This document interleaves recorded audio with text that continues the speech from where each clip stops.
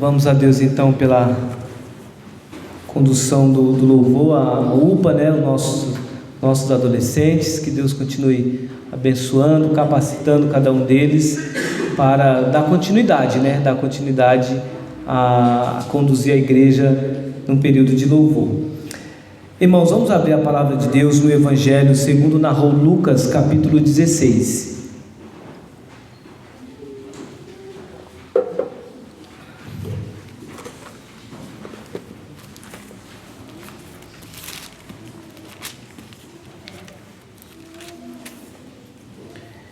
Evangelho segundo narrou Lucas, capítulo 16, nós faremos a leitura a partir do verso 19 até o verso 31.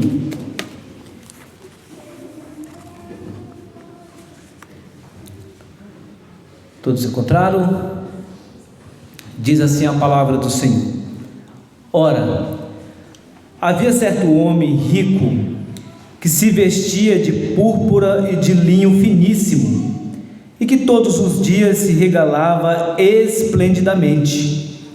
Havia também certo mendigo, chamado Lázaro, coberto de chagas, que jazia à porta daquele, e desejava alimentar-se das migalhas que caíam da mesa do rico, e até os cães vinham lamber-lhe as úlceras. Aconteceu morrer o mendigo e ser levado pelos anjos para o seio de Abraão. Morreu também o rico e foi sepultado. No inferno, estando em tormentos, levantou os olhos e viu ao longe a Abraão e Lázaro no seu seio. Então, clamando, disse: Pai Abraão, tem misericórdia de mim, e manda a Lázaro que molhe em água a ponta do dedo e me refresque a língua, porque estou atormentado nesta chama. Disse, porém, Abraão: Filho, lembra-te que recebestes os teus bens em tua vida, e Lázaro igualmente os males. Agora, porém, aqui ele está consolado, tu em tormentos. E além de tudo, está posto um grande abismo entre nós e vós, de sorte que os que querem passar daqui para vós outros não podem, nem os de lá passar para nós. Então replicou-lhe: Pai, eu te imploro que o mandes à minha casa paterna, porque tenho 5 irmãos, para que lhes dei testemunho, a fim de não virem também para este lugar de tormento. Respondeu Abraão: Eles têm Moisés e os profetas, ouça-nos. Mas ele insistiu: Não, pai Abraão, se alguém dentre os mortos for ter com eles, arrepender-se-ão. Abraão, porém, lhes respondeu: Se não houve a Moisés e aos profetas, tampouco deixarão de persuadir, ainda que ressuscite alguém dentre os mortos. Senhor Deus, nós suplicamos a iluminação do Teu Espírito para que o Senhor fale conosco e possamos entender a Tua palavra, que retornemos para os nossos lares instruídos, desafiados, edificados pelo Senhor. É o que nós te pedimos, em nome de Jesus. Amém. Irmãos, certamente você, assim como eu, já ouviu uma frase, uma afirmação nas seguintes palavras: a única certeza que temos na vida é da morte. A única coisa que temos certeza na vida é da morte. E obviamente que isso é uma verdade, Contudo, entendemos que, sendo uma verdade, parece que é uma verdade que poucos na vida querem encarar. Por exemplo, é só você pensar, todos nós queremos ir para o céu, mas para ir para o céu precisa acontecer alguma coisa. Essa segunda parte ninguém está disposto a sofrer. Ou seja, eu quero ir para o céu, eu entendo que o céu é um lugar maravilhoso, que é um lugar de comunhão com Deus, mas eu não quero morrer. E algumas pessoas vão dizer: eu não posso morrer porque eu tenho algumas coisas ainda para resolver, para colocar no devido lugar, então agora não, segura mais um pouquinho, Senhor. Então veja, é uma verdade que as pessoas sustentam, mas na prática, entender isso ou encarar isso na prática é um grande desafio, até porque quando nos deparamos com a morte, querendo ou não, nós vamos começar a pensar na iminência da morte. Nós somos levados a pensar no nosso destino, nós somos levados a pensar onde nós estaremos, em que ambiente, em que lugar nós vamos estar. E veja, isso pensando nas nossas vidas como algo sendo muito frágil, apesar de nós não queremos morrer, há algo que a Bíblia nos afirma, especialmente Tiago vai nos afirmar, que a vida é como uma neblina, ou seja, é algo muito frágil, é algo que pode se dissipar de uma forma muito rápida. Não temos, se há algo que eu e você, nós não temos controle, é justamente sobre isso. Você não pode decidir quando você vai morrer. Você não pode decidir quando vai ser o seu último dia, apesar de que nós já sabemos pelas Escrituras que todos os nossos dias já foram contados, todos os nossos dias já foram registrados quando nenhum dele ainda existia. Ou seja, não tem como fugir. Quando chega o último dia, queira eu, você ou não, o Senhor já determinou quando vai ser o nosso último dia. Por isso, a necessidade de todos os dias nós pensarmos justamente sobre o que nós temos feito com a vida que Deus tem nos dado, como que nós temos usado dessa vida, como que nós temos usado do presente que Deus nos dá. Se a cada manhã eu e você acordamos, é porque naquele dia Deus já havia determinado que tem um propósito específico para eu e para você durante aquele dia. Agora, o homem moderno não quer pensar sobre o seu destino. O homem moderno busca alimentar o seu coração com uma única afirmativa. Bom, é preciso nós vivermos a vida intensamente. Viva a sua vida intensamente. Todos os caminhos levam a Deus. Então não importa como você está, não importa o que você fez, o importante é que no final de tudo você vai estar com Deus. No final de tudo você vai estar com o Senhor, porque todo caminho leva a Deus. O que importa é ter Deus no coração. Sou uma pessoa boa, sou uma pessoa que ajuda, sou uma pessoa que tenho alguns princípios religiosos, então isso é suficiente. Ou ainda mais quando tem aquelas pessoas que dizem o seguinte: talvez o seu parente diz isso, ou você um dia já disse isso: mas meu pai, minha mãe vai para a igreja, meu irmão vai para a igreja. Como um parente meu já disse: mas o meu tio é pastor. Ou seja, está dizendo, a eternidade está garantida. Há um meio, há um caminho.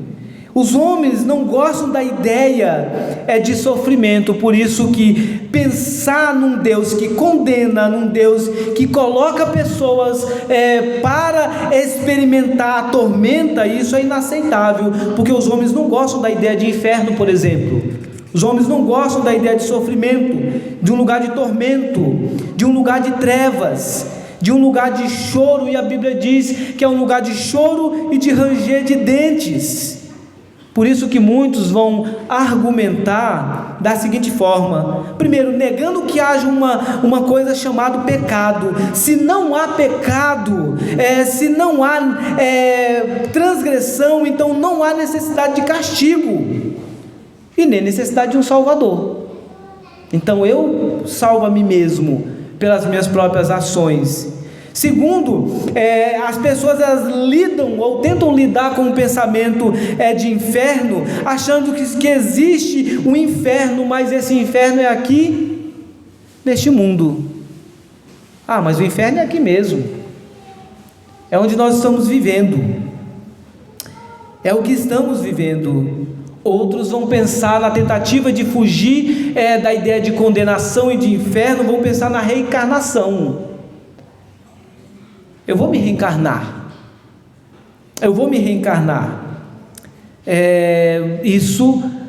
Condenação não vai existir, porque eu vou ter uma nova oportunidade com outra vida. Ou a ideia do catolicismo do purgatório, lugar de oportunidade, que você está ali purgando os seus pecados, porque você vai ter uma oportunidade. Como que isso fica claro aqui no texto? Verso 26 diz: e além de tudo está posto um grande abismo entre nós e vós, de sorte que os que querem passar daqui para vós outros não podem, nem os de lá passar para nós. Então essa ideia de um lugar de purgação, de um lugar de oportunidade não existe. Ou até mesmo há aqueles que defendem a ideia do aniquilamento. O que é o aniquilamento da alma? Para muitos ou para alguns, se o salário do pecado é a morte, então a partir do momento que eu morri, resolveu. Eu morri, vou estar no céu. Não há mais, tudo foi aniquilado. Aliás, os que defendem a teoria do aniquilamento da alma vão dizer que ao acontecer a morte, não há um futuro, não há um céu, não há um inferno. Na verdade, não vai existir nada mais. Todos esses argumentos, meus irmãos, são formas de tentar negar a realidade de que há dois caminhos: ou Cristo ou a condenação. Ou está com Cristo ou está com o inimigo das nossas almas. Por mais que o homem não queira lidar com o tema que existe dois lugares após a morte, céu ou inferno, a Bíblia fala sobre isso. A pergunta é: para onde nós estamos indo? Para onde você está indo? E aí, à luz desse texto, nós vemos algumas verdades. Primeiro, o texto na narrativa vai mostrar que o céu é um lugar de felicidade eterna, mas é um lugar de felicidade eterna destinado aos filhos de Deus. Aqueles, portanto, que entregaram as suas vidas ao Senhor Jesus Cristo. Lucas registra que há lugares distintos para os seres humanos depois da morte: felicidade eterna para uns e sofrimento para outros. A parábola fala de dois personagens, o rico e o pobre, que enfrentarão a mesma coisa. O que eles enfrentarão em comum? A morte. Os dois passariam pela mesma situação. O que muda na vida deles é o destino. Quando a Bíblia fala de salvação, a salvação para todas as classes sociais, seja a classe pobre ou rica, o Evangelho deve ser pregado, porque em todas elas existem os escolhidos e os condenados. Então veja, quando nós pensamos, nós olhamos para nossas vidas, quando nós olhamos até para as classes, nós vamos perceber que por mais que haja diferença social, quando há uma morte, todas as pessoas enfrentarão essa grande situação que querem evitar. Todos os dias, todo mundo um dia vai morrer, a menos que Cristo retorne. O fato é de que o rico, o texto vai narrar que o rico desfrutou esplendidamente. A ideia de regaladamente é que ele utilizou de todos os recursos que ele tinha para viver uma vida que agradasse o seu próprio coração. Talvez naquela época ele já usou esse pensamento: eu vou viver a vida sem pensar no amanhã, eu vou viver intensamente a minha vida, eu vou desfrutar de tudo aquilo que eu tenho para fazer o que deseja o meu coração. O rico faz isso sem se importar com o futuro, mas como muitos dos nossos dias, talvez ele tinha essa mesma filosofia: seja livre, aproveite o máximo deste mundo, não pense no amanhã, faça tudo isso, sem se preocupar. Mas a Bíblia diz que todas as coisas que nós devemos fazer e desfrutar, deve levar em consideração a eternidade. Salomão, o sábio Salomão, em Eclesiastes, ele vai dizer isso, quando Salomão diz: alegra-te, jovem, na tua juventude, recreia o teu coração nos dias da tua mocidade, no dia da tua mocidade, anda pelos caminhos que satisfazem o teu coração e agrada aos olhos. Olha o que o Salomão está dizendo. Se nós parássemos aqui, então o jovem rico estava certo, ele estava vivendo de uma forma correta. Faça o que você quiser, o que você desejar, não ponha limites ao desejo do teu coração, porque para a sociedade caída, felicidade é isso, felicidade é fazer o que eu quero, felicidade é fazer aquilo que deseja o meu coração, sem pensar nas consequências. Mas há uma segunda parte no texto, que Salomão vai dizer: sabe, porém, que de todas essas coisas, Deus te pedirá contas. Quer viver intensamente? Quer fazer o que o teu coração deseja? Quer viver uma falsa felicidade? Você pode viver. Quer viver distante de Deus? Você pode viver. Não quer dar a mínima para as coisas do reino? Faça isso. Contudo, Deus vai pedir contas. Vai pedir contas daquilo que Ele dá a nós, para que nós usemos para a sua glória. Por exemplo, os dons e talentos que o Senhor te dá.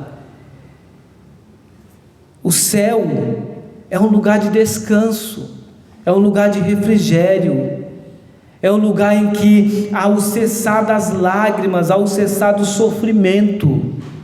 O céu é um local que foi reservado não para todos, mas que foi reservado para aqueles que servem a Deus.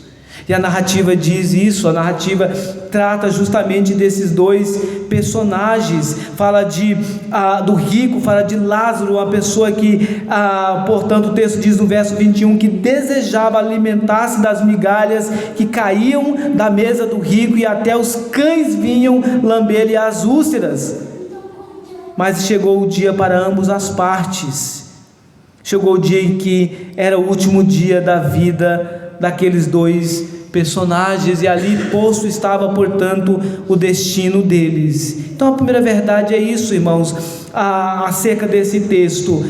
Nós vemos o céu, ele é reservado para aqueles que servem a Deus. E quando o texto diz aqui, não é uma autopiedade, a gente precisa olhar para o texto, mas não olhar como Lázaro, como olhando para ele com autopiedade. Essa não é a ideia. A ideia do texto é justamente tratar, usando esses dois personagens, que não é a condição social dele, não é porque ele era pobre, não era porque ele mendigava, não é isso, mas é apontar justamente para o estado dele, da condição dele, portanto, de viver. Ele não tinha posses, ele não tinha recurso, mas esse homem, portanto, contextualmente, ele tinha o que era de mais precioso, que era justamente a convicção de Cristo, de servir a Cristo. Por outro lado, o rico tinha tudo, menos Deus. Lázaro não tinha nada, senão Deus. Mas ao final de tudo, ele tinha tudo. Ele tinha o próprio Deus. Ele tinha aquele que é a fonte, aquele que era suficiente, aquele que era tudo que Lázaro precisava para a sua vida, e ele pôde desfrutar disso, e ele pôde experimentar isso. Contudo, o rico não. A experiência do rico no inferno vai nos apontar uma lição, que o inferno existe, e foi preparado para aqueles que não creem em Jesus Cristo. A Bíblia diz que aquele que não crê já está condenado, já está condenado. A única forma de não sermos, ou do ser humano, das pessoas, não serem condenadas ao inferno, é justamente rendendo suas vidas a Jesus Cristo. Apesar desse mundo querer não encarar essa ideia, a Bíblia deixa isso muito claro, porque este mundo pode nos dar tudo do ponto de vista passageiro, mas não te dará o mais importante, que é a vida eterna, porque só Cristo pode dar a vida eterna. Irmãos, o rico passa por essa experiência quando ele enfrenta a realidade do inferno, e ele está condenado. O desespero toma conta do coração daquele homem, e agora ele tenta criar uma situação para que ele possa então alertar as pessoas, mais ou menos nessas palavras: o inferno é real, aquilo que eu não acreditava é real. E como que ele experimentou, como que ele teve essa convicção? A partir do momento que ele começou a experimentar isto.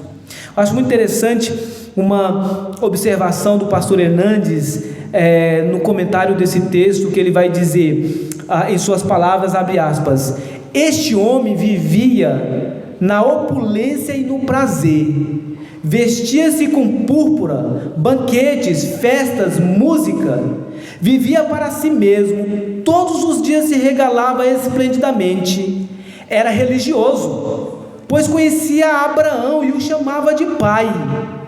Não é o rico acusado de crimes horrendos, não é taxado de caluniador, de fraudulento, de assassino, de adúltero, ou de imoral, ou de bêbado, ébrio, ou tampouco de uma pessoa que vivia uma vida de mentiras, não.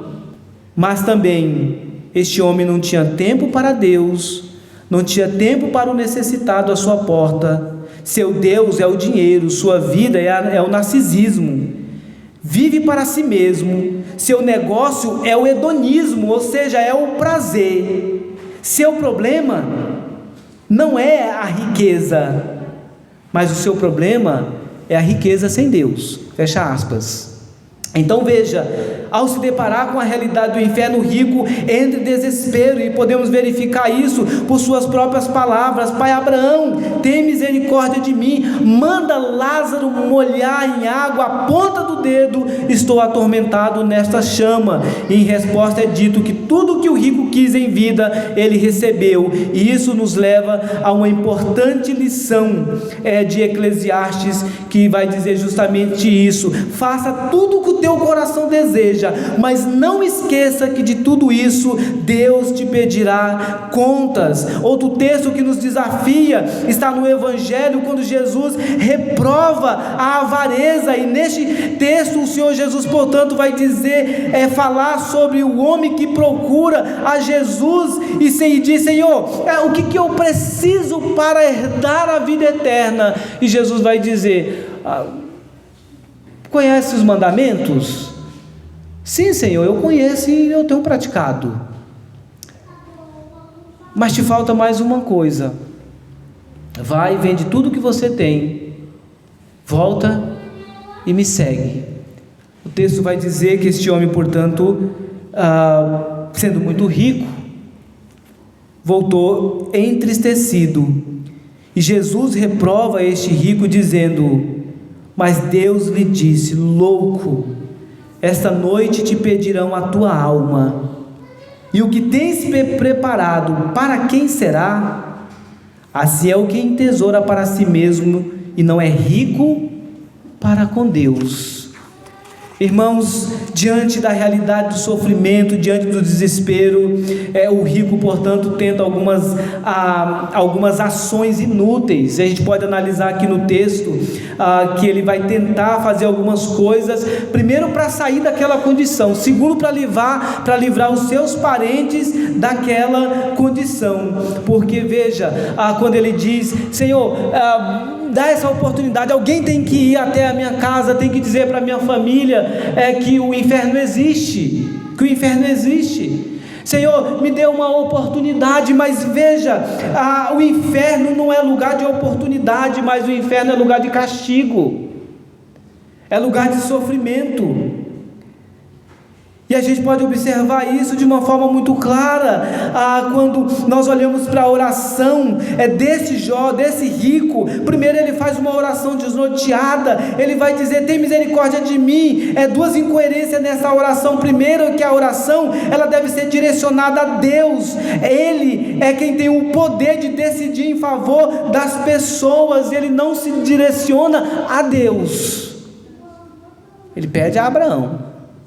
Segunda questão nesse texto é que Deus não atende aos pedidos de misericórdia para quem já está condenado. Novamente, porque o inferno não é lugar de oportunidade.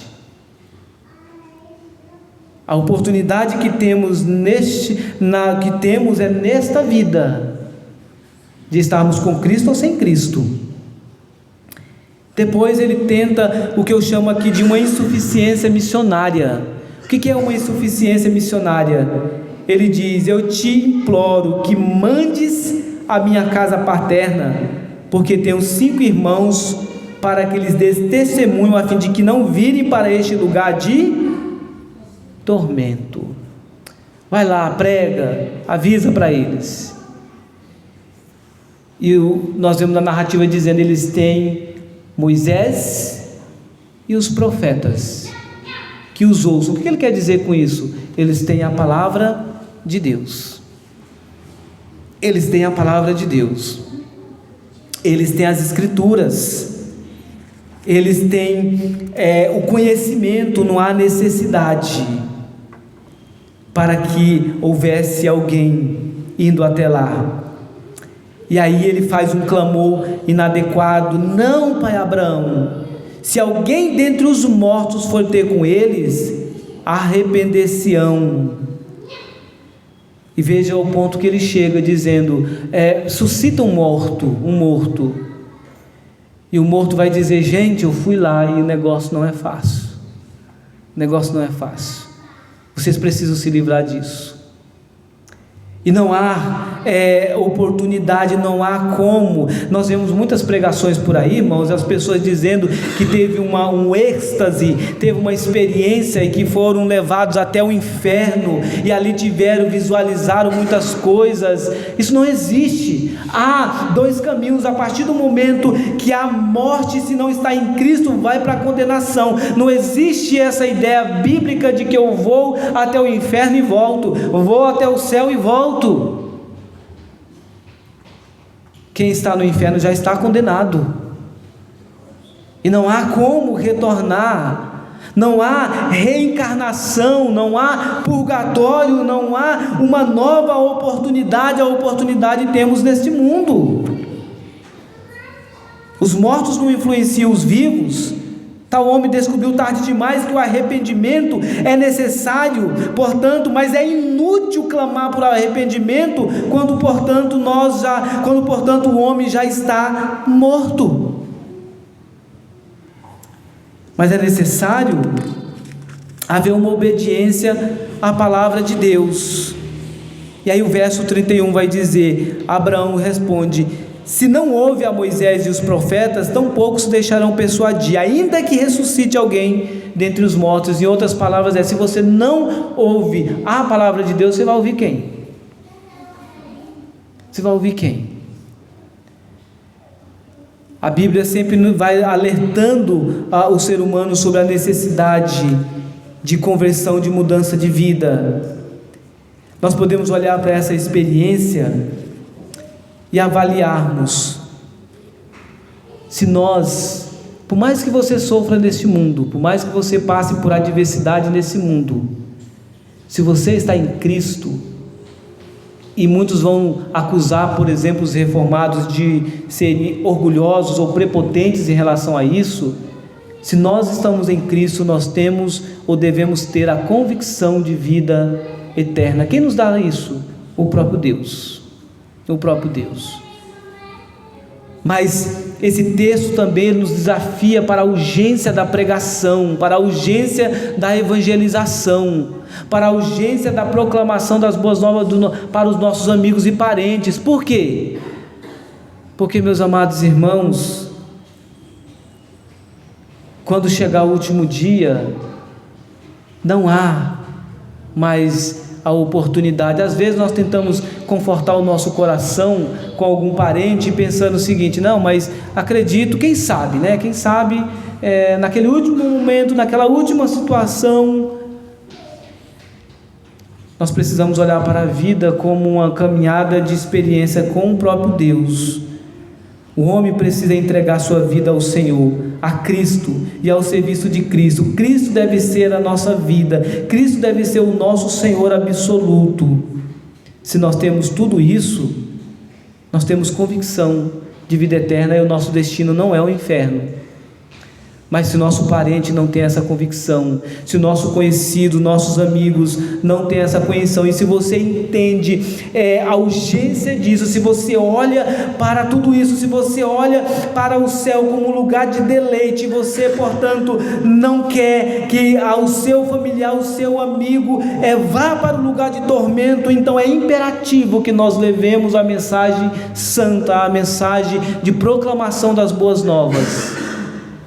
Que nós alertemos o mundo acerca da necessidade de entregar a vida a Cristo, porque não há outro meio, não há outro caminho para estar na eternidade.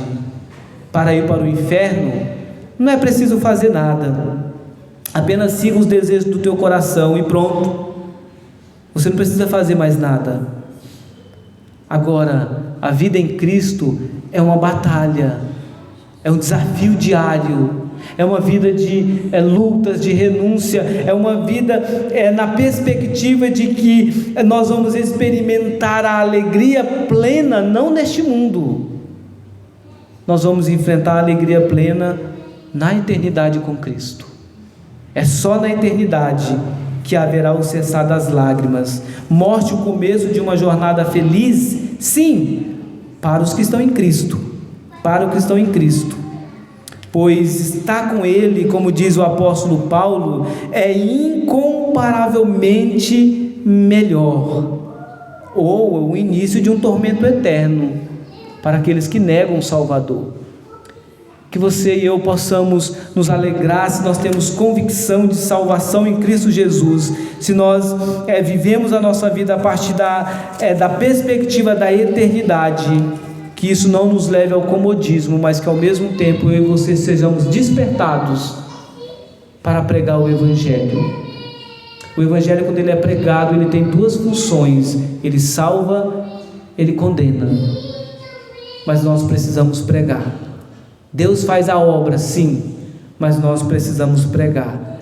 O rico só foi descobrir que o inferno existe quando ele morreu, mas nós não precisamos entender isso pós-morte. Nós precisamos não só termos convicção da nossa fé em Cristo, mas ao mesmo tempo nós precisamos orar e proclamar, para que, se Deus assim querendo, os nossos familiares e amigos também tenham a mesma convicção que você tem, e eles possam olhar para o futuro não angustiados, não com incertezas, mas convictos de que aos que estão em Cristo haverá novo céu e nova terra, haverá vida em abundância. Que Deus nos ajude